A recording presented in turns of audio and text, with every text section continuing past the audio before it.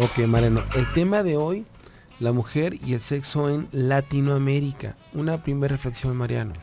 Bueno, un tema muy interesante. En verdad que hay una gran diferencia en la forma en que se vive la sexualidad en las mujeres latinoamericanas en relación a los pueblos anglosajones, en particular cuando nos comparamos con la sociedad norteamericana. ¿Y por qué con ellos? Bueno, primero porque son nuestra frontera norte, y segunda Sí, pues porque la difusión que tienen ellos de su cultura a través de películas, revistas, etcétera, música, todo esto, pues inciden mucho en lo que vivimos como en los pueblos, en las culturas latinoamericanas. Y de ahí, bueno, pues es necesario compararse y observar estas diferencias que cada vez, Rolando, conforme va pasando el tiempo, se van perdiendo estas diferencias en cuanto a las manifestaciones sexuales, diría yo, en tanto como en el hombre como en la mujer, pero principalmente es más notorio en la mujer latinoamericana, porque cada vez hay una mayor apertura que antes no teníamos en relación a la aceptación de una relación fuera de matrimonio, voy a ponerlo sí. así de una manera sencilla, en relación a anticipar también mucho a la relación sexual. Aquí en Guadalajara somos, hasta donde yo ahorita recuerdo, el primer lugar en embarazos en mujeres adolescentes a nivel de toda la República. Sí. Esto habla pues de la gran apertura Jalisco. sexual. Jalisco, sí, Jalisco, Rolando. Jalisco, primer lugar en embarazos en adolescentes. Eh, es increíble. Y bueno, el gobierno dice que está trabajando y bueno, parece que ha disminuido un poquito la cifra, pero aunque ha disminuido, no es suficiente para dejar ese primer lugar, según las estadísticas. Entonces esto habla pues de la apertura sexual o de la apertura de permitirte el encuentro sexual en la mujer latina, en especial ahorita voy a puntualizar más en la mujer jalisciense. Sí.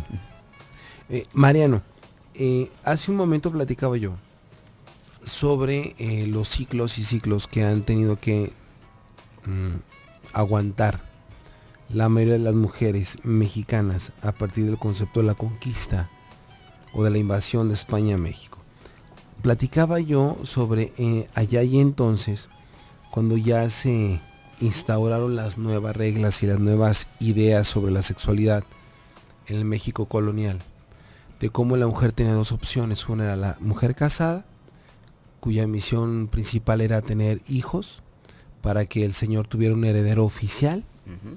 y entonces su misión principal era tejer, rezar y cuidar a los hijos. O ser cortesana. Y ser cortesana era esta capacidad que tenías tú como mujer de involucrarte con los hombres más ricos y poderosos de la época, Ujú. en donde tu misión principal como mujer cortesana era entretenerlos. Pero aparte de entretenerlos en las áreas de la sexualidad, del amor, de la pasión, del erotismo, ese tipo de mujeres tenía la permisividad, tenía el acceso a la literatura, a la historia, a la geografía, la danza, la poesía, el canto, Cierto. lo cual las hacía mujeres tremendamente cultas, pero no se les permitía socialmente casarse. Ese tipo de división, Mariano, de esta imposición de la época colonial, ¿crees que hoy sigue permeando en la sexualidad de la mujer latinoamericana? Sí, desde luego es un hecho, Rolando. Yo creo que somos el resultado de nuestra historia. Y bueno, bien lo refieres. El predominio de la mujer era justamente el dedicarse a la familia, a la atención del marido, de los hijos. Y como a manera de entretención, hobbies, pues estaba el tejer, el cocinar, un El poquito de rezar. cocina, el rezar, indiscutible. Sí, sí, es increíble. Dedicarse bastante al área religiosa, ¿verdad? Sí, sí. Y poner a los hijos y educarlos en la moral, dirían también. Es correcto.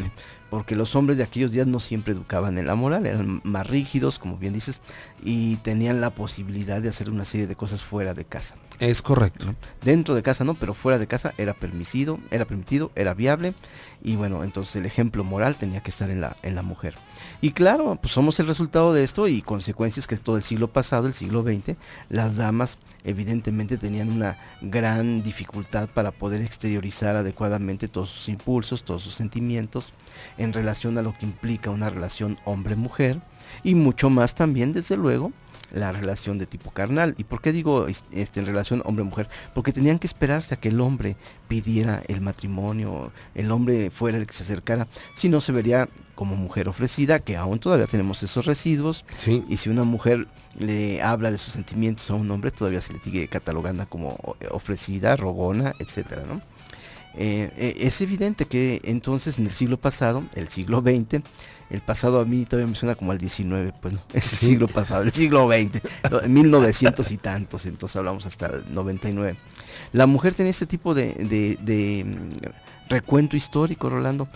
Yo creo que hay un cambio sustancial, y esto alguna vez ya lo hemos comentado, cuando llega la píldora anticonceptiva, cuando viene la liberación sexual a raíz pues de que puedes controlar tu fertilidad, dado que si tú tienes una intimidad sexual, indiscutiblemente que hay una gran posibilidad de que quedes fertilizada como mujer, y por consecuencia pues se va a evidenciar que estás teniendo sexo fuera de un matrimonio, fuera de una relación, y eso pues no se toleraba. A raíz entonces de que tú tienes una píldora anticonceptiva en los años 60, evidentemente también que puedes manifestar tu sexualidad, hablar tus sentimientos, y en aquellos días dirían hablar abiertamente del amor y paz, haz el amor, haz el sexo, no la guerra, Sí. recordarás todo eso.